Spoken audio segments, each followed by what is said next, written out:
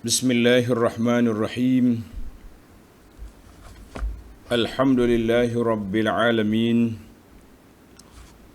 Wassalatu wassalamu ala al-mab'uthi rahmatan lil alamin. Nabiyyina wa habibina wa qudwatina Muhammad ibn Abdullah wa ala alihi wa sahbihi wa man sar ala nahjihi wa ihtada bihadihi wastanna bisunnati ila yaumiddin. Amma ba'd. Muslimin dan muslimat, para jemaah, para pelajar sekalian, Assalamualaikum warahmatullahi wabarakatuh. Alhamdulillah, syukur kita kepada Allah Azza wa Jalla kerana pada pagi ini 27 Safar 1443 bersamaan 4 hari bulan Oktober 2021, kita dapat mulakan pengajian kita dalam tafsir surah Ar-Rum. Tafsir surah Ar-Rum iaitu tafsir surah yang ke-30. Surah yang ke-30 berada dalam juzuk yang ke-21. Juzuk yang ke-21. Jadi insya-Allah dalam CD ini kita akan baca beberapa ayat. Ayat perbincangan kita untuk CD ini bermula dari 1 hingga 7. 1 hingga 7. Dia ayat dia pendek-pendek. 1 hingga 7. Kemudian selepas baca ayat, kita akan mula dengan muqaddimah. Muqaddimah dan intisari surah. Selepas itu baru kita masuk dalam perbincangannya, insya-Allah. Baik para jemaah sekalian, kita mula dengan baca beberapa ayat. Kemudian kita pergi kepada huraiannya.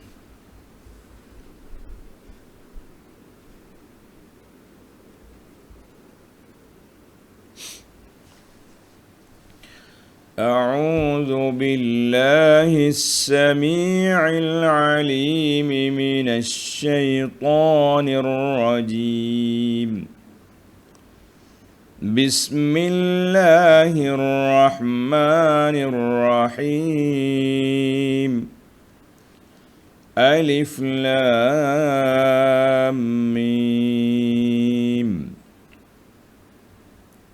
غلبت الروم في أدنى الأرض وهم من بعد غلبهم سيغلبون في بضع سنين. لله الأمر من قبل ومن بعد ويومئذ يفرح المؤمنون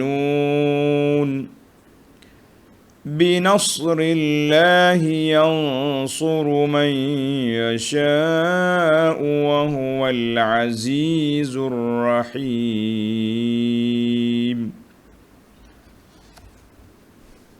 Surah Ar-Rum, balik pada muqaddimah surah. Muqaddimah dia panjang satu muka. Bagi jemaah yang ada tafsir pimpinan Ar-Rahman Jawi, edisi Jawi, kita muka surat 866. 866. Bagi edisi lain, cari je lah muqaddimah surah Ar-Rum. Surah yang ke-30, juzuk yang ke-21. Tengok dalam muqaddimah, surah ini diturunkan di Makkah. Surah ini dalam bahasa istilah dia panggil Makkiyatun. Surah Makkiyah. Maknanya surah yang diturunkan di Makkah.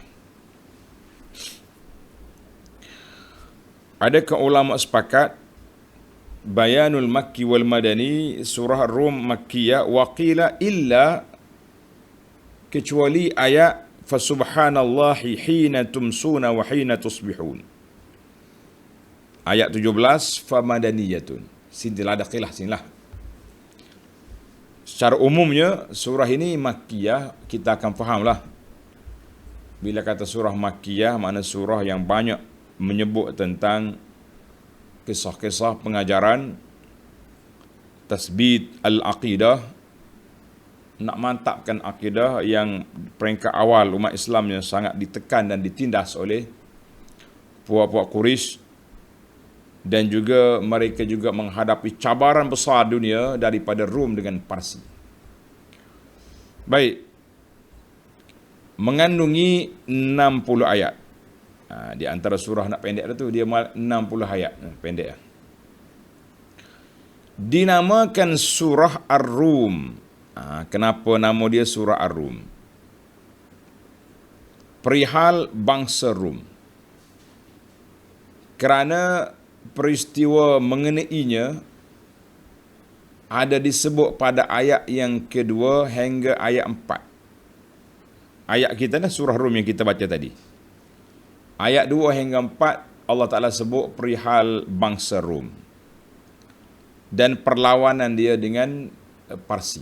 Dia dua itulah kuasa besar dunia ni, Rom dengan Parsi. Zaman kita baru ni Amerika dengan Soviet, Rusia.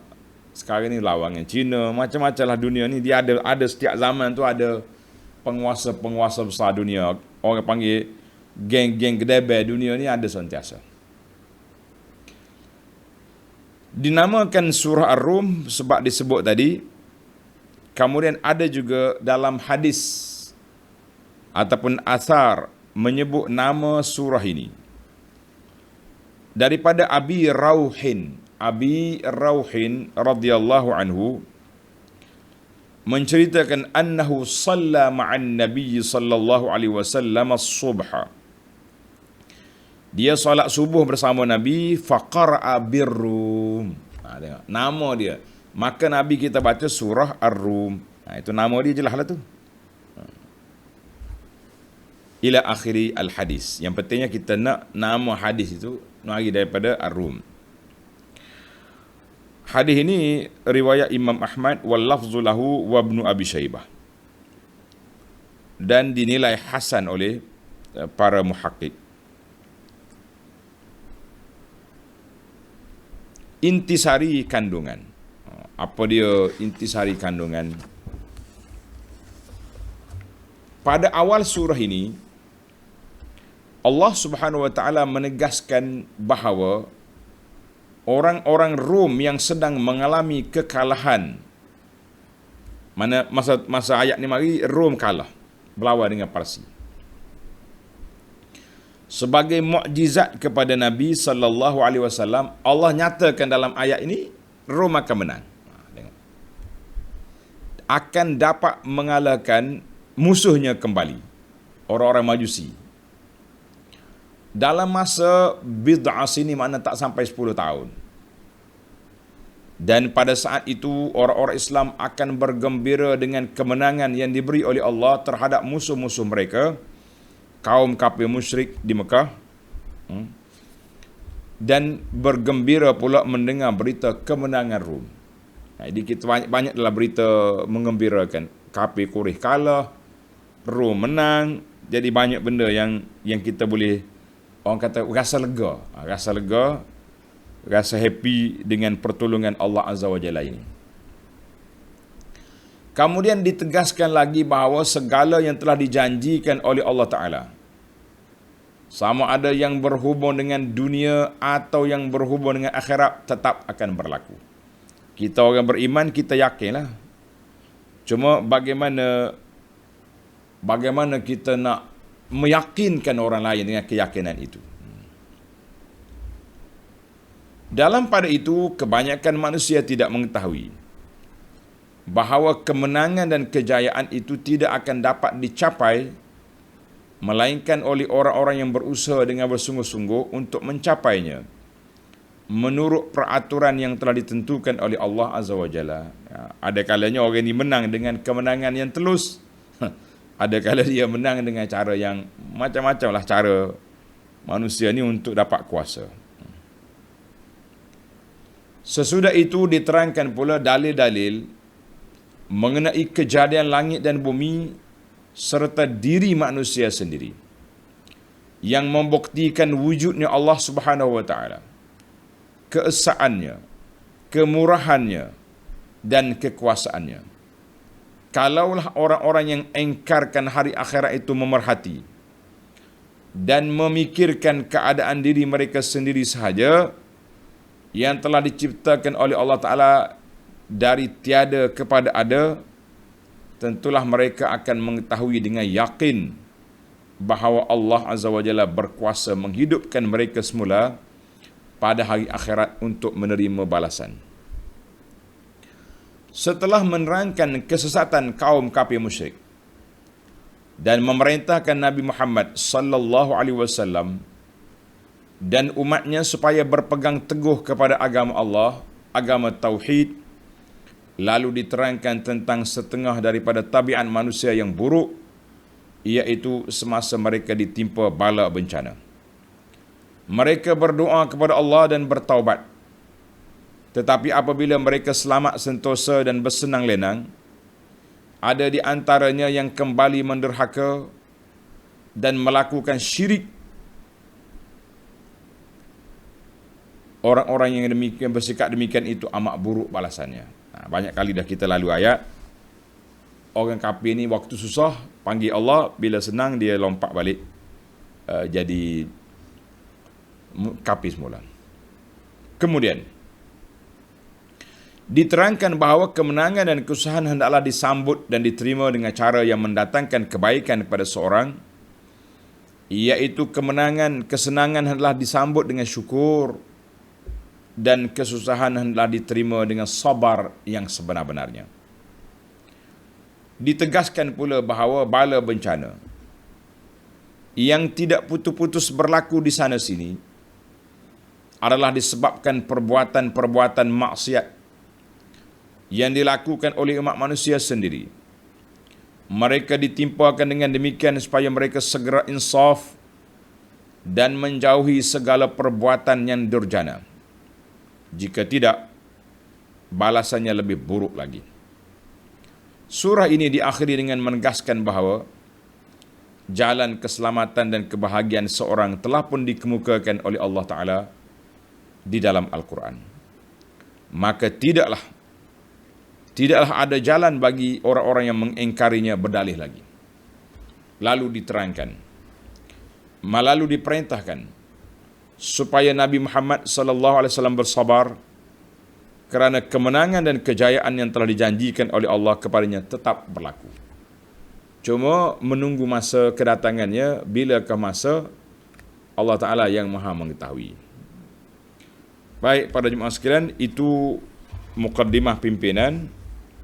Sekarang ini anak akan senaraikan dengan bernombor mukaddimah dari kitab kita Tafsir Al-Muharrar yang saya baca ini.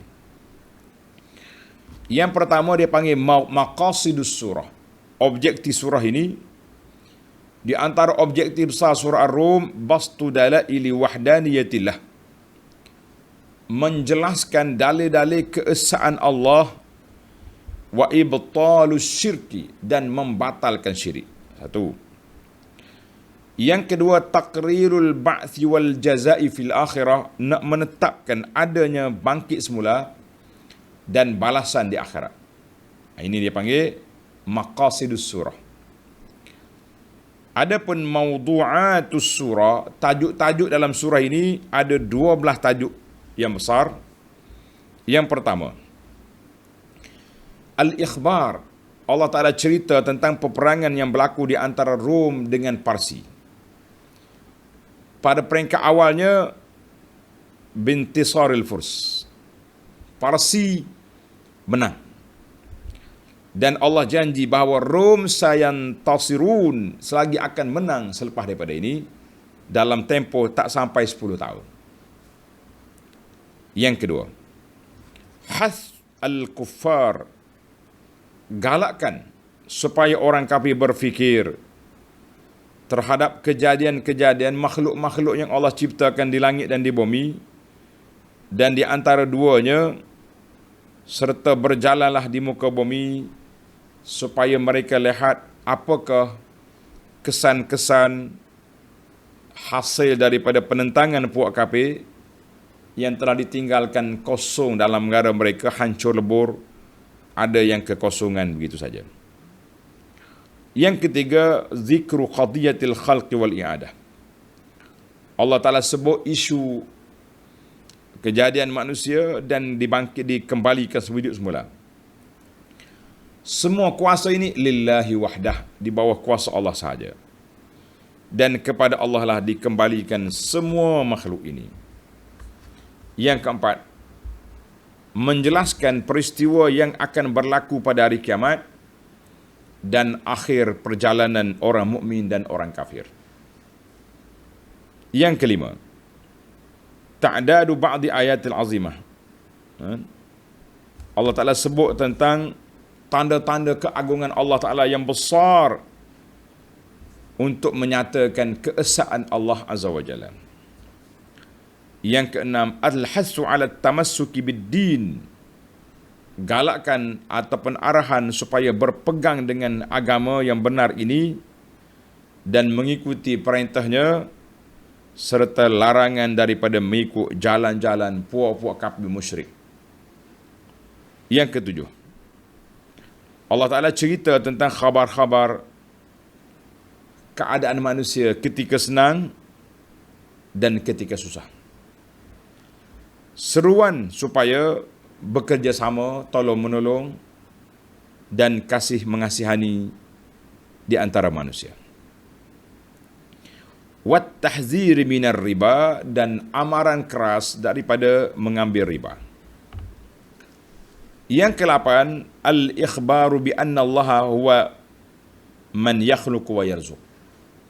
Allah juga menyatakan bahawa kuasa memberi rezeki, kuasa menciptakan ini hanya kuasa Allah. Allah lah yang menghidupkan dan mematikan. Apa yang dijadikan oleh puak kafir daripada sekutu-sekutu syirik-syirik, tak ada kuasa langsung. Apa nak kuasa? Patung yang mereka ukir itu berkelip mata pun tidak. Nak ada kuasa. Yang ke-9, Allah ceritakan zuhur al-fasad. Terjadinya kerusakan di atas muka bumi ini, di lautan dan di daratan dan di lautan, adalah dengan sebab hasil perbuatan tangan manusia. Manusia yang merusakkan, manusia yang menyebabkan datangnya bala, dan lain-lain lagi. Yang ke-10, tasliyatun Nabi. Dalam surah ini juga memberi ketenangan, menenangkan hati Nabi SAW dengan sebab pendustaan yang dibuat oleh kaumnya, bahawa itulah cara perjalanan hidup para nabi, para rasul sebelum daripada Nabi Muhammad sallallahu alaihi wasallam, dan Allah akan ambil tindakan ke atas penentang-penentangnya, dan Allah jamin kemenangan kepada rasul. Yang ke-11, bayanu atwari hayatil insan. Dalam surah ini juga Allah sebut tentang peringkat perjalanan hidup manusia, daripada tak ada, keluarnya duduk dalam rahim, keluar sampai ke mati. Kemudian disebut juga tentang sebahagian daripada huru-hara hari kiamat. Yang ke-12, yang terakhir, al-ikhbaru an ta'annutil kuffar. Allah cerita tentang kerah kepalanya puak kafir. Lawan tetap lawan. Maka Allah perintahkan Nabi SAW supaya bersabar. Sabarlah Muhammad. Tetap pendirian, jangan goyah. Jangan takut. Jangan mudah koyak dengan puak kafir. Mereka akan tewas. Mereka akan kalah walau macam mana pun. Jadi para jemaah sekalian, itu di antara isi kandungan poin-poin besar yang akan kita sebut, akan kita bincangkan di dalam surah Ar-Rum ini, insya-Allah. Baik para pelajar, pergi ke muka surat 867, surah Ar-Rum, surah yang ke-30, juzuk yang ke-21, diturunkan di Makkah, bilangan ayat 60. Bismillahirrahmanirrahim. Para jemaah sekalian, cuba perhati tengok. Lepas pada bismillah tu tak ada nombor. Dia bukan satu ayat daripada surah ini, cuma ayat itu ditulis. Di awal surah itu dia panggil tabarrukan. Cuma kita bacalah. Tulis. Adapun a'udzubillahi minasyaitonirrajim tidak ditulis. Namun sunat untuk kita baca setiap kali kita nak baca Al-Quran. Dalam solat dan juga di luar solat. Baik. Alif Lam Mim. Alif Lam Mim. Habis cerita dia. Nota di bawah cakap, penjelasannya Allah juga yang mengetahui akan maksud huruf-huruf yang huruf-huruf potong ini. Dia panggil huruf muqatta'ah. Huruf muqatta'ah mana huruf yang dipotong bacaan ditulis. Sambung tulis. Tengok di Quran tu alif lam mim, tapi baca alif lam mim. Baca satu-satu, itu nama dia huruf muqatta'ah. Huruf muqatta'ah ini dimulai surah ini dan beberapa surah yang lain untuk tujuannya nak menyatakan i'jazul Quran. Quran ini tak ada siapa yang boleh cabar dia. Manusia tak boleh nak lawan dia. Sedangkan susunan ayat dia daripada huruf Arab yang digunakan oleh puak-puak kafir itu. Tetapi dia tak boleh nak lawan. Itu dia panggil huruf al-muqatta'ah. Allah cabar puak-puak kafir. Buatlah Quran kalau mampu. Cakap besar. Cakap banyak. Dalam surah ini, tuan-tuan perhati tengok. Allah Ta'ala biasanya bila sebut alif lam mim, biasanya dia akan sebut tentang Al-Quran. Tanzilul kitab. Zalikal kitab. Hazal, mana? Dia sebut Al-Kitab, Al-Quran, Tanzil. Biasanya macam tu. Tetapi dalam surah ini dan surah yang lepas, surah Al-Ankabut, surah yang kita baca tu, dan surah Al-Qalam tidak disebut. Tidak disebut seperti kebiasaan. Kenapa? Ini dia panggil ilmu kenapa tu kita dah bincangkan dalam beberapa siri supaya para jemaah dapat menghayati, dapat memahami bahawa kebiasaannya bila sebut alif lam mim dia akan mari sebut tentang Quran, tapi surah ini dan surah sebelumnya tidak disebut. Kita dah bincang dah dulu. Cuma timbul soalan lagi, apakah hikmah? Mal hikmatu fi iftitahi hadhihi surah bi hurufit tahajji. Surah nak bincang tentang Rum ni, Allah Ta'ala mula dengan huruf-huruf muqatta'ah ini, huruf hijaiyah ni. Jawab dianya, anna hadhihi surah. Surah Rum ini disebut di awalnya mukjizat Nabi sallallahu alaihi wasallam. Dia itulah cerita ghaib, cerita future yang akan berlaku dalam tempoh 10 tahun. Maka Allah Ta'ala letak di sini huruf alif lam mim. Membaca ya ikut Allah Ta'ala suruh. La yu'lamu ma'naha. Makna dianya yang betul ulama tafsir kata Allahu a'lamu bimuradihi. Allah Ta'ala yang mengetahui maksud dia. Kenapa dibawa alif lam mim di awal surah ini. Jadi oleh kerana lepas pada ni kita akan cerita mukjizat yang besar. Liyatanabbahas sami', supaya orang yang mendengar buka mata, buka telinga, apa benda yang Tuhan nak cerita ni. Fayuqbil biqalbihi ala istima', buka hati dia untuk mendengar. Kemudian datang mukjizat masuk dalam telinga dia, mudah-mudahan mereka akan berfikir. Itu dia panggil rahsia al-hikmah. Kita kata wallahu alam. Itulah yang dapat dihuraikan oleh Al-Imam Fakhruddin Ar-Razi dalam tafsir dia. Panjang lagi lah kenapa dimula huruf yang 3 ini. Kalau kita cerita ni panjang pula ni.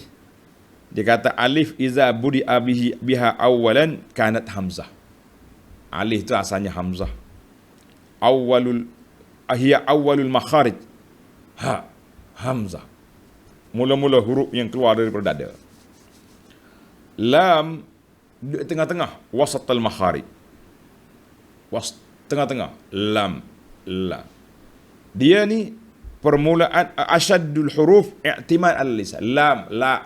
Dia permulaan huruf yang paling kuat duduk di atas lidah. Wal mim. Mim tu akhiril huruf. Huruf yang terakhir mim. Duduk di apa ni dipanggil makhraju minal fam, daripada mulut. Tengok daripada dada mari atas lidah duduk di mulut. Hawadhi salasa, inilah 3 usul makharijil huruf. Asas kepada tempat keluar huruf. Allahu akbar. Jadi setakat tu dulu. Wahadhil huruf, 3 huruf ini mengandungi 3 tempat keluar huruf. Ya tafar' min 16 makhrajan, akan keluar lagi 16 tempat keluar huruf. Saya berhenti setakat itu dulu, wallahu alam, sebab panjang dia punya perbahasan. Menarik jugalah kalau kita boleh korek sekali-sekala untuk menambahkan kita punya kefahaman. Baik, kita baru mukaddimah baru tu tuan. Kalau kita masuk kepada perbincangan dia panjang. Saya nak pergi pada ayat yang kedua, ayat yang menjadi nama surah ini. Ghulibatir Rum. Orang-orang Rom, bangsa Rom telah dikalahkan. Tuan-tuan tengok. Rom di mana? Orang duk sibuk. Rom Vatikan ke? Bukan. Rom ni dia ada 2 tempat. Kuasa besar dunia ni ada 2 tempat. Rom yang duduk menguasai negara Syam. Syria, Palestin tu. Itu dia panggil Rom. Rom duduk sekitar tu. Parsi sebelah Iran. Iran menguasai Parsi di sebelah Iran. Itu kawasan Parsi dengan Rom. Duduk berlawan 2 tu. Tengok nota 1377. Dalam satu peperangan, tentera Rom telah dikalahkan oleh tentera Parsi. Peristiwa ini menyebabkan kaum musyrik di Mekah bergembira. Sebab apa? Kenapa tuan-tuan? Sebab Parsi ni kapi piau. Sebab dia sembah api. Majusi. Rom, dia puak-puak Nasara, Ahlul Kitab. Walaupun ada penyelewengan, tapi asah dia kepada kitab, Injil. Jadi orang Islam tu lebih dekat lah kitab sama kitab. Hak ni sama-sama sembah api dengan sembah berhala, berbeza. Maka bila Rom kalah, puak-puak kafir musyrik bergembira. Sebaliknya orang-orang Islam berduka cita. Oh sedih. Sama-sama Ahlul Kitab ni. Kerana orang-orang Rom ialah ahli kitab. Sedang orang Parsi ialah orang Majusi penyembah api. Lalu turun firman Allah Ta'ala dalam ayat ini dan ayat-ayat yang berikutnya menerangkan bahawa meskipun orang-orang Rom telah tewas, tetapi mereka akan menang dalam beberapa tahun lagi. Kira-kira 9 tahun kemudian. InsyaAllah. Rom akan mengalahkan Parsi semula. Dengan itu terbuktilah kebenaran apa yang telah dibayangkan dalam Al-Quran. Bila tengok ayat yang ketiga. Fi adnal ardi wa hum min ba'di ghalabihim sayaghlibun. Di negeri yang dekat sekali. Mana negeri dekat? Yakni pertempuran Rom dan Parsi itu berlaku dalam daerah yang dekat sekali dengan semenanjung Tanah Arab. Maknanya sebelah kawasan Parsi dengan Rom tu Iran dengan negara Teluk tu. Sekitar tu. Dekatlah dengan semenanjung Tanah Arab ni, tak jauh dah. Bukan Rom, Vatikan yang Roma tu. Tak. Dan mereka sesudah kekalahannya itu akan mengalahkan lawannya balik. Berapa lama nak kalah balik tu? Ini tengoklah dia punya perbahasan dia panjang. Fi bid'i sinin, dalam masa tidak sampai 10 tahun. Tak sampai 10 tahun, Rom akan ambil balik. Ini janji Allah. Lillahil amru min qablu wa min ba'd. Kepada pentadbiran Allah jualah terpulang segala urusan, sebelum berlakunya dan sesudah berlakunya. Jadi semua tu kemenangan Rom, kemenangan Parsi itu telah diatur oleh Allah Azza wa Jalla. Jangan lupa kepada kuasa Allah. Kita ni kadang-kadang kita duk nampak kuasa atom, kuasa jet, kuasa tu, kuasa ni, tapi kita lupa kepada kuasa yang hakiki yang mengaturkan perjalanan alam ini, iaitulah kuasa Allah Azza wa Jalla. Wa yawma idzin yafrahul mu'minun. Dan pada ketika berlakunya kemenangan Rom itu, orang-orang yang beriman akan bergembira semula sebab kalahnya puak-puak Majusi. Baik, para pelajar, kita balik kepada tafsir. Itu baru terjemahan ayat baru. Tafsir kata apa? Ghalaba ahlul Faris al-musyrikuna ar-Rum ahlal kitab. Puak-puak Parsi yang kafir semua api mengalahkan Rom ahli kitab. Kata Imam Ibnu Katsir, tuan-tuan tanda, Ibnu Katsir kata, nazalat hadhil ayah, ayat ini turun ketika Sabur, nama Sabur dengan dera, bukan Sabu, Sabur Malikul Furs, Raja Parsi, nama Sabur, telah mengalahkan negara Syam. Negara Syam ini di bawah kuasa Rom. Kuasa Rom. Negara daripada negara semenanjung Jazirah Arab dan penghujung negara kuasa dikuasai oleh Rom. Wattara Herakla, Hercules, Raja Rom, hatta alja'ahu ilal Konstantin. Dia terpaksa kena undur pergi ke Konstantin, Istanbul. Wahasarahu fiha muddatan tawila. Duduk berkubu di sana berapa lama, sehinggalah dia attack balik Parsi, dan dia boleh ambil balik Parsi. Allah kata dalam masa bid'a sinin, sekitar 10 tahun. Strategi ini 10 tahun. Herakla undur sekejap, atur jadual, serang balik balik Parsi dalam masa 10 tahun. Itu cerita dia. Itu kata Ibnu Katsir. Kemudian seorang ulama Syam, nama dia Al-Qasimi, dalam kajian dia, dalam tafsir dia, dia panggil tafsir Al-Qasimi, dia kata apa? Ittafaqal mu'arrikhun minal muslimin wa ahli kitab. Para pengkaji sejarah Islam dan juga orang-orang ahli kitab, puak-puak Kristian, ittifaq bahawa Raja Parsi telah menyerang Syam dan mengambil Damsyik dan Baitul Maqdis kali pertama pada tahun 613. 613, dan tahun yang kedua 614, ai qabla al-hijrah an-nabiyyah, mana sebelum Nabi kita hijrah 7 tahun. Mana tahun Masihi itu? Sebelum hijrah 7 tahun peristiwa itu berlaku. Jadi kerana itu surah Rum ni turun di Mekah, makna peristiwa ini Nabi masih di Mekah berlaku peristiwa tersebut. Maka pada peringkat kali yang pertama, pusingan yang pertama ini, Parsi mengalahkan Rum. Di mana adnal ardi, di bumi yang paling dekat dengan kita, dekat dengan Mekah. Iaitu ardi Rum ila biladil Arab. Maknanya bumi yang dikuasai oleh Rom dekat dengan bumi Arab ni lah. Ada kata dekat dengan Mekah, yang pentingnya dekatlah gini. Baiklah. Bila wahum min ba'di ghalabihim sayaghlibun, Rom akan menang balik fi bid'i sini, dalam tempoh beberapa tahun. Bid'ah itu maknanya tak sampai 10 tahun. Baik. Satu peristiwa dalam hadis yang diriwayat oleh Ibnu Abbas. Cerita hadis ni panjang, saya ringkaskan. Orang kafir Mekah, happy sangat-sangat. Padan muka, popok Rom kalah.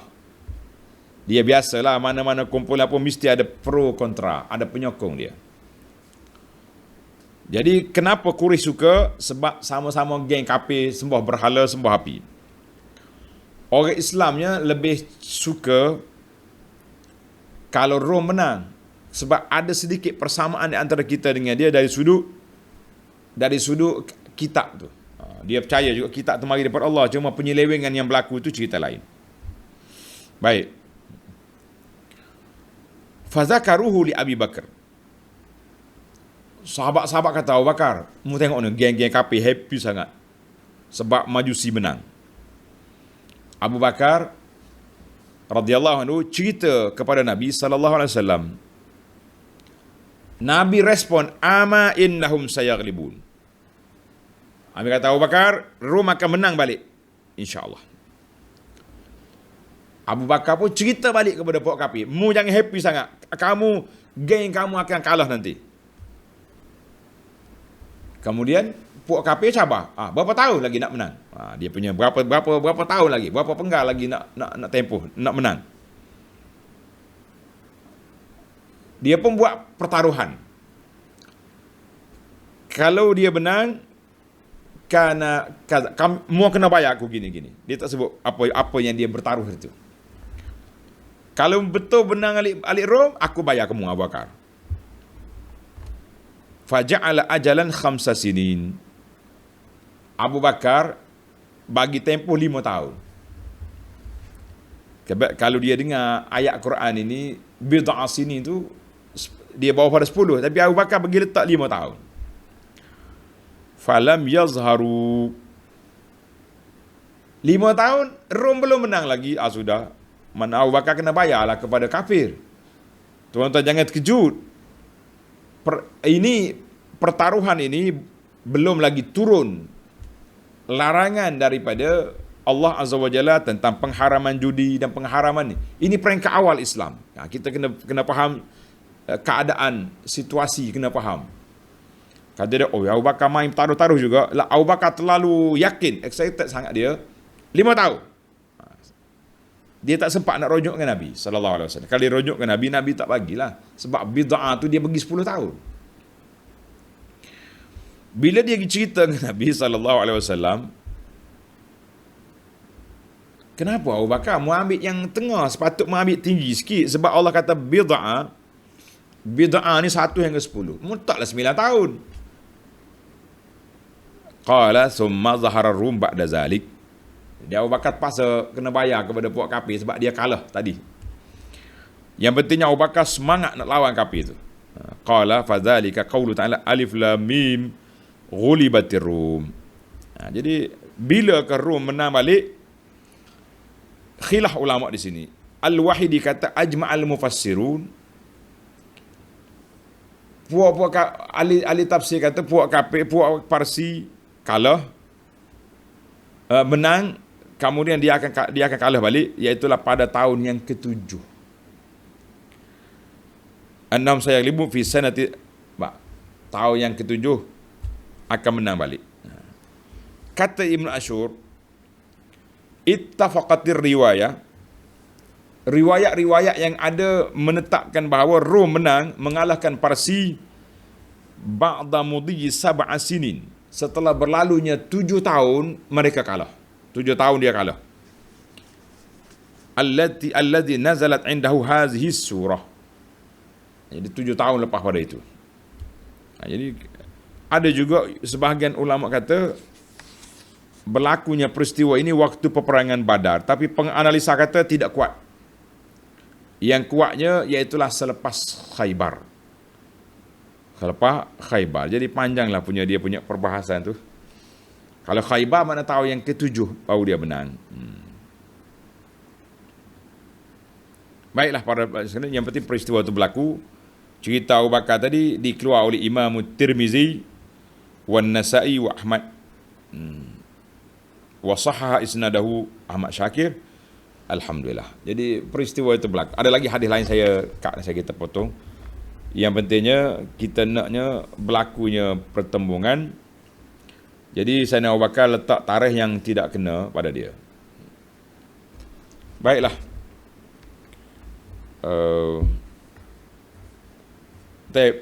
Isu pertaruhan tadi macam mana? Dalam kitab Ibn Qayyim dia kata, wa dzalika qabla tahrimir rihan. Ayat peristiwa Abu Bakar itu sebelum diharamkan pertaruhan. Kalau sudah ada, tak bolehlah. Ataupun semacam kita buat pertaruhan, kita berlawan dengan orang ni, kata siapa dia menang ambil. Wallahu alam, yang penting senangnya begitulah. Mana ayat ni turun sebelum berlakunya sedemikian. Sebab tu Nabi tak engkar. Nabi kata, Abu Bakar membuat pertaruhan pula. Nabi kita lam yungkir. Nabi kita tidak engkar sebab pengharaman belum turun. Itu peringkat awal lah. Allahu Akbar. Baiklah para pelajar sekalian, Allah kata apa? Lillahil amru min qablu wa min ba'du. Semua peristiwa yang berlaku, Rom menang ke, Parsi menang ke, kamu akan menang ke, nanti semuanya lillahil amru. Urusan ini duduk di bawah kuasa Allah. Tuhan nak bagi kemenangan kepada siapa, dia bagi. Dan tak semestinya orang yang menang tu orang yang betul. Tak betul. Kalau nak tengok Rom dengan Parsi lebih Rom lebih baik sebab dia ahli kitab. Parsi kapitulin. Tapi itulah dia panggil sunnatullah al-ayyamu dual. Dunia ini berputar. Yaumul lana wa yaumun alaina. Sekali kita menang, sekali kalah. Sekali atas, sekali bawah. Itu sudah menjadi ketentuan Allah Azza wa Jalla. Jangan bimbang. Kita kena terima keadaan. Waktu menang, suka. Waktu tak menang, diam, sabar. Itulah suasana yang berlaku. Baiklah, di mana para ulama berbahas lagi tentang bila tarikh itu. Tak habis-habis lagi. Jadi ada yang mengatakan, tengoklah. Wa yawma idzin yafrahul mu'minuna binasrillah. Dan apabila ketika berlakunya kemenangan Rom itu, orang-orang yang beriman akan bergembira, suka sangat dia. Binasrillah, dengan pertolongan kemenangan yang diberi oleh Allah Azza wa Jalla. Yansuru man yasha'u wa huwal azizur rahim. Allah memberi kemenangan kepada siapa yang dikehendakinya, dan dialah jua yang maha berkuasa. Tengok dalam ayat kita, ayat yang keempat, kemudian disambung dengan ayat yang kelima. Baik, nota di bawah kata apa? Yakni pada hari itu orang-orang Islam bergembira kerana berjaya mengalahkan kaum kafir musyrik di medan perang Badar. Jadi ada ulama kata peristiwa ini waktu perang Badar. Nabi menang di Badar, Rom menang ke atas Parsi. Tuan panel pimpinan dia pilih perang Badar. Dan bergembira pula dengan berita kemenangan Rom. Jadi kita menang sini, Rom pemenang. Tengok perbahasan ulama tafsir macam mana. Bila hari itu, hari kemenangan itu, adakah hari Badar atau hari lain? Panjang perbahasan di sini para jemaah sekalian. Qala Ibnu Katsir. Ibnu Katsir ni dalam kitab dia yang menarik, nama dia Al-Bidayah wan Nihayah. Al-Bidayah wan Nihayah. Ibnu Katsir punya kitab. Tuan-tuan kalau ada kemampuan lah beli kitab ni, menarik, ataupun ringkasan dia kecil sikit. Panjang sangat nak baca tu. Kata Ibnu Katsir, qad kanat nusratul Rum ala Faris. Kemenangan Rom di atas Parsi yauma waq'ati Badar. Pada hari peperangan Badar. Fi qawli ta'ifatin kabiratin minal ulama. Ramai ulama seperti Ibnu Abbas, Al-Thawri, As-Sudi mengatakan hari perang Badar. Nabi amanah hari tahun yang kedua Hijrah. Nabi menang di Badar, Rom menang ke atas Parsi. Wa qala akharun, ulama lain kata tak, bukan hari itu. kemenangan Rom ke atas Parsi amal Hudaybiyah, pada tahun Hudaybiyah. Ini kata di Ikrimah, Az-Zuhri dan Qatadah. Mana khilaf ulama. Wal amru fi hadza sahlun qarib. Ibnu Katsir kata isu ni senang je. Maka dalam kitab Al-Furusiyah Ibnu Qayyim dia kata wa hadhil ghalabah kanat am al-Hudaybiyah bila syak. Jadi pandangan yang kedua ni disokong oleh Ibnu Qayyim. Dia kata tidak tepat kalau nak kata kemenangan Rom tu pada hari perang Badar, tapi kemenangan Rom pada hari peperangan Hudaybiyah. Nabi kita buat perjanjian dengan kafir di mana? Di Hudaybiyah itulah, di Mekah tu. Wallahu alam. Jadi kita kata ada dua pandangan di sini, Hudaybiyah ke Hudaybiyah tahun yang ke-6. Jauh juga jarak tu. Hudaybiyah tahun yang ke-6. Badar tahun yang kedua. Anak-anak 4 tahun lagi. Wallahu alam. Yang penting tu untuk tanda itulah, kata ulama ada kata tahun Hudaybiyah, ada kata tahun peperangan Badar. Yang pentingnya peristiwa itu telah terjadi. Yansuru man yasha'u wa huwal azizur rahim. Allah Ta'ala memberi kemenangan kepada siapa yang dikehendakinya, dan dialah jua yang maha berkuasa lagi amat mengasihani. Ini yang kita kena penting kitanya, kita nak gasak, nak mantapkan akidah kita. Yang memberi kemenangan, kuasa itu Allah Azza wa Jalla. Dan tidak semestinya yang menang itu yang betul. Baiklah. Ayat yang ke-6. Wa'dallahi la yukhlifullahu wa'dah. Walakinna aktharan nasi la ya'lamun. Demikian dijanjikan Allah.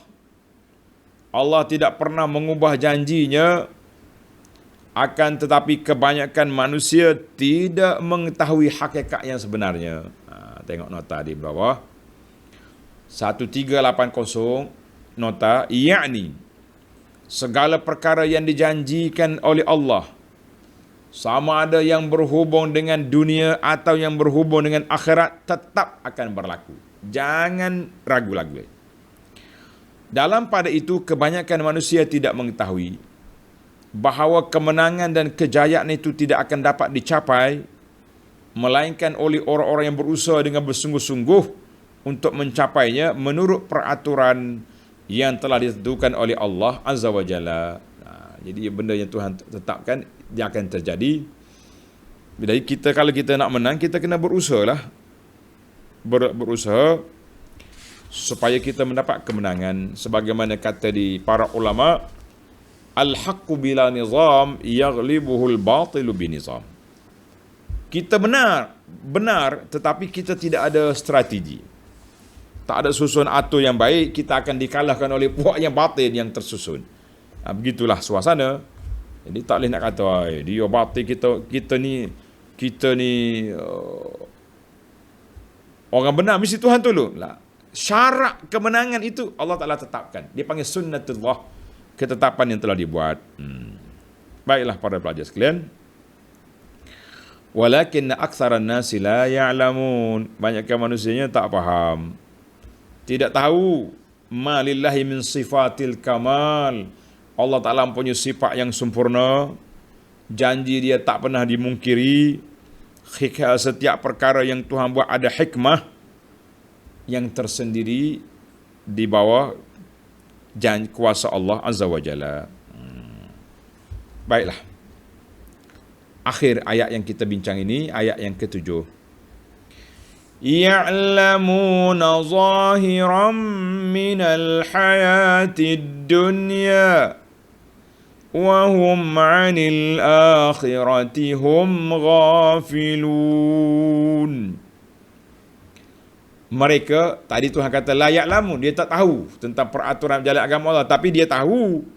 Mereka hanya mengetahui perkara yang zahir, nyata dari kehidupan dunia saja. Dia nampak projek, nampak tu, nampak ni.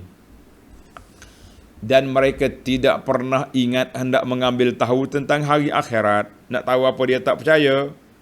Dia kafir, dia tak percaya. Baiklah. Ayat ini para pelajar sekalian memberi peringatan kepada kita ni kena seimbang. Kita setakat mana kita dapat harta dunia, pangkat atas dunia ni, jangan lupa perjalanan sebenar kita ke akhirat. Jangan lupa. Kalau terlupa, bahayalah kita. Ada setengah orang ni yang bukan Islam ni, dia ambil separuh je lah. Dia tak percaya akhirat, dia ambil dunia je. Jadi kita orang beriman kena ambil dua-dua. Tuhan kata apa? Mereka ada ilmu. Dia panggil ilmu qasir, ilmu yang sangat terhad. Ya'lamuna zahiran min hayatid dunya la batina. Dia nampak hak zahir dunia ni. Dunia ni nampak zahir, cantik, maka terpesonalah dia dengan dia. Tapi dia tak nampak hakikat sebenar. Dunia ni hanya jambatan ke akhirat. Sebagaimana kita selalu sebut, dunia ini tempat meninggal, bukan tempat tinggal yang selama-lamanya. Ada juga ulama kata ya'lamuna zahiran, yang zahir bukan semua benda lah. Dia tahulah bahagian-bahagian tertentu dalam dunia ini.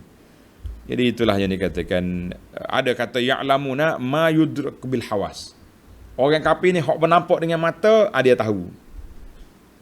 Hak nampak dengan akal, mereka tak fikir. Kalau macam tu je, standard dia, label dia sama dengan hayawan je lah. Jadi mereka tahu juga, cuma tidak begitu mantap pengetahuan dia. Lebih-lebih lagi tentang akhirat, mereka langsung tak ambil peduli. Sebab dia tak beriman, nak peduli apa? Baiklah para jemaah sekalian, kita akhiri perbincangan kita ini dengan al-fawaid at-tarbawiyah wal ilmiyah. Yang pertama, para pelajar tengok, yang pertama Allah Ta'ala sebut dalam ayat kita ini, lillahil amru min qablu wa min ba'd. Semua urusan ini kembali kepada Allah. Tanda fihi adabun azimun lil muslimin. Ayat ini Allah ajar, didik kita supaya beradab dengan adab yang mantap. Kita jangan lupa kepada kuasa yang hakiki Allah. Sebab-sebab itu, iaitu dia panggil sebab itu memanglah sebagai dia panggil perjalanan alam ini, sunnah alam ini begitu. Siapa dia pandai, dia menang. Tapi yang memberi kemenangan betul Allah. Jangan pergi belajar dengan ilmu yang dibawa oleh puak-puak Dajjal, ahli-ahli nujum lah. Kita orang beriman ni, kita kembali kepada ilmu Allah. Satu. Yang kedua, Allah sebut dalam ayat tadi, ya'lamuna zahiran minal hayatid dunya. Mereka hanya tahu yang zahir dalam dunia. Tanda ayat ini zamun, mencela, mencerca orang yang ambil pengetahuan dunia saja tanpa akhirat. Jadi kalau kita nak belajar dunia, boleh, tak salah. Mungkin dia termasuk dalam ilmu fardu kifayah. Engineer, arkitek, doktor, apa saja ilmu, belajarlah tuan-tuan dan puan-puan. Tetapi kita kena kaitkan ilmu itu dengan ilmu akhirat. Jangan main dunia saja. Yang ketiga, wahum ya'lamuna zahiral hayatid dunya wa hum 'anil akhirati ghafilun. Allah Taala yang kedua tadi Tuhan cela orang yang ambil dunia saja. Yang ketiga ini Allah puji orang-orang yang sentiasa ingat kepada akhirat. Dunia itu sebagai jambatan, tempat meniti nak pergi ke akhirat je.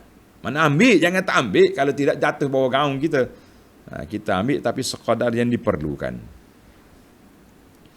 Yang keempat, al-ghalabatu la tadullu 'alal haqq. Kemenangan mana-mana kaum bukan menunjukkan dia tu betul, dia tu benar.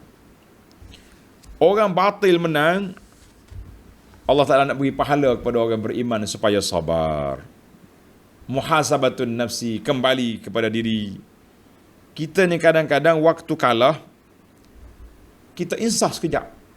Insaf, mulalah cari kawan-kawan, cari sahabat. Siapa yang boleh bantu, siapa boleh tolong. Tapi bila kita rasa segar balik. Tadi dalam sungai, dalam air, orang lampu pelampung mari, apa saja orang bagi tali ke pelampung, semua kita bergantung. Bila naik-naik ke atas darat, mulalah mencari sebab. Tengok, Allah bagi tali busuk, pelampung buruk, dia mulalah condemn. Ini ke manusia yang tak erti bersyukur pada Allah Azza wa Jalla. Sebab itu ulama tadabbur kata menang bukan menunjukkan benar, tetapi Allah nak beri kepada kita orang beriman supaya insaf, sedar, menanti pahala daripada Allah. Sepatutnya begitu. Ini tidak ni macam-macam kepala manusia ni, bila rasa kuat sikit mulalah nak lupa daratan, kata orang. Baik, yang kelima. Tengok Tuhan cela apa ni, wahum anil akhirati hum ghafilun. Allah cela kepada orang-orang yang lupa kepada akhirat, duk main tekan dunia je. Maka kita tahulah bahawa orang yang nak selamat, hati dia ingat pada akhirat. Lawan dua itulah. Sebab segala perkara kita ni duduk di bawah pemerhatian Allah Azza wa Jalla kepada hati kita tu. Ikhlas tak ikhlas. Kita ni apa kita buat kerja. Masya Allah. Semalam saya bual bicara dengan pelajar-pelajar, student, tentang penulisan. Kita kata kita nak menulis ni, kita kena tanya, kenapa aku nak menulis? Dan untuk apa menulis? Untuk siapa? Apa yang nak tulis? Itu dia panggil ilmu tentang ikhlas dan juga tentang perancangan. Kena ada. Jadi kita dengan akhiratnya macam tu. Yang keenam, Allah kata apa? Walakin aktsaran nasi la ya'lamun. Ramai manusia tidak tahu. Yajibu ala kulli muslim, menjadi kewajipan ke atas orang Islam tadabbur ayat Rum ini, supaya kita tidak mudah terpengaruh, terpedaya. Tengok, sekali kita pergi melawat negara Rum yang ada sekarang ni, comelnya. Ada menara tu, ada menara ni, pergi melawat ke Eropah contohnya, pergi melawat ke Jepun. Jangan mudah kagum. Ya'lamuna zahiran minal hayatid dunya. Puak-puak tu dia tahu yang zahir dunia je. Jepun dia tahu. Teknologi dia tahu. Dia punya disiplin dia tahu. Tapi dia tak tahu ada Tuhan.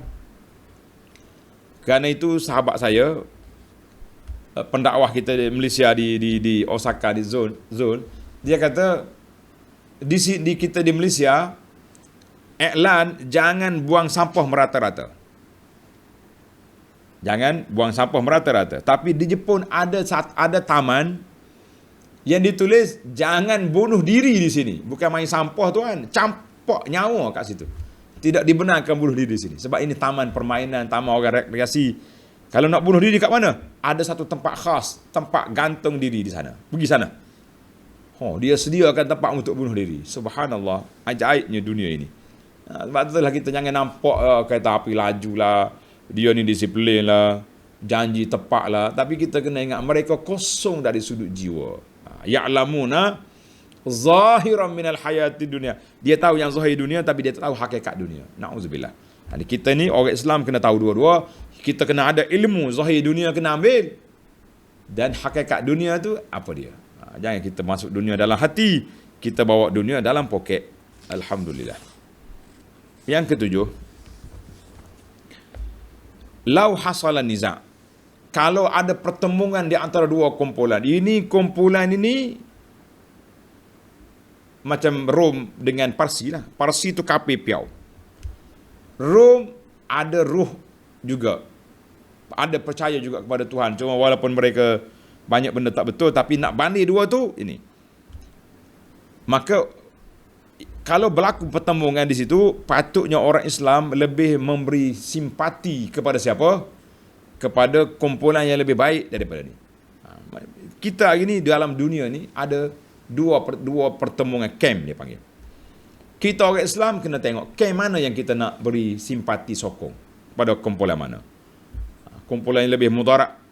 Ni kumpulan ni lebih mudarat pada Islam. Contohlah, dalil dianya, kita tengok dalil-dalil yang ada. Dengan cakapan dia, dengan perbuatan dia, dengan yang ni lebih kurang. Dalam bahasa usul fiqh, qawaid fiqh, dia panggil akhafud dararaini. Dua-dua tu mudarat, tapi kita kena beri sokongan kepada yang paling kurang mudarat kepada Islam, kepada negara. Pandai-pandailah kita cari. Kan? Alhamdulillah. Baik. Berapa dah kita? 7. Yang ke-8. Yang ke-8, ayat ini Allah sebut sayaghlibun, Rom akan menang. Ayat ini menjadi mukjizat kepada Nabi SAW bahawa Rom akan menang. Dalam masa tak sampai 10 tahun. Jadi menanglah dia. Kita tak tahulah, tak kira hari Badar ke, hari Khaybar, hari Hudaibiyah ke. Kalau saya ada sebut Khaybar tadi silap, dia Hudaibiyah. Dalam riwayat ni kata Hudaibiyah. Cakap ni macam itulah, kadang-kadang dia keluar spontan. Kalau saya tersebut Khaybar, tak, Hudaibiyah yang betul. Di antara khilaf ulama, di antara hari Badar ke hari Hudaibiyah. Hari Badar tahun 2, hari Hudaibiyah tahun yang ke-6. Maka Nabi kita SAW beri jaminan akan menang. Alhamdulillah, Rom menang. Maka ramai orang masuk Islam sebab, betul sungguh hak Muhammad cakap. Maknanya bukan main-main, dia punya maklumat, pengetahuan. Kita jangan duk janji-janji. Cuma Sayyidina Abu Bakar tadi dia silap teknikal, bagi janji tahun 5, yang tahun 6 ataupun yang pentingnya itu ijtihad daripada Sayyidina Abu Bakar. Yang ke-9, walakinna aktsaran nasi la ya'lamun. Ramai di kalangan manusia tak tahu. Ayat ini menjadi dalil bahawa annal ilmal haqiqi, ilmu yang betul-betul, ilmu hakiki itu ilmu tentang Allah. Kita kenal Allah dengan namanya, dengan sifatnya, bukan ilmu dunia semata-mata. Dunia itu boleh kita belajar, tapi ilmu betul-betul hakiki yang menyelamatkan kita, iaitulah ilmu dunia, ilmu mengenali Allah, mengenali Rasul sallallahu alaihi wasallam, mengenali Islam, dan juga kita kenal ilmu tentang pemerintahan, ilmu tentang perjalanan dunia. Yang terakhir, para jemaah sekalian, ya'lamuna zahiran minal hayatid dunya. Allah kata mereka tahu yang zahir dalam dunia. Ayat ini menunjukkan bahawa dunia itu ada zahir, ada batin. Dunia ni ada zahir, ada batin. Yang zahirnya semua, orang jahil ke, orang cerdik ke, orang tak cerdik, orang kurang akal pun dia kenal. Dia tengok dunia ni comel, lawa, cantik, bangunan besar, dia punya landscape lawa, dia punya air bukit bukau comel, itu dia semua orang tahu. Tetapi yang batin, hakikat dunia sebenar tidak diketahui kecuali oleh orang yang beriman, yang tadabbur Quran, yang belajar ilmu. Ini jadi orang yang mengetahui tentang hakikat dunia. Maka kita ambillah dunia ini sebagai tempat berbekal ke akhirat. Sebagaimana di muqaddimah kitab Riyadhus Salihin, Imam Nawawi tulis, inna lillahi ibadan futana talaqud dunya wa khaful fitana, nazaru fiha falamma alimu annaha laysat li hayyin watana. Jadi orang-orang cerdik ni, dia tengok pada dunia ni bukan tempat tinggal lama-lama, dia anggap dunia ni sebagai bahtera nak menyeberang ke sana.